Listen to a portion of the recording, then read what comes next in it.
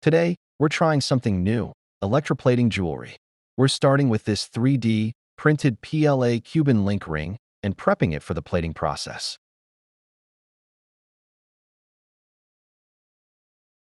We first apply a layer of conductive paint. This step is crucial. It allows the metal to bond smoothly to the surface of the print. Making sure every detail is covered so the final electroplated finish is even and polished too.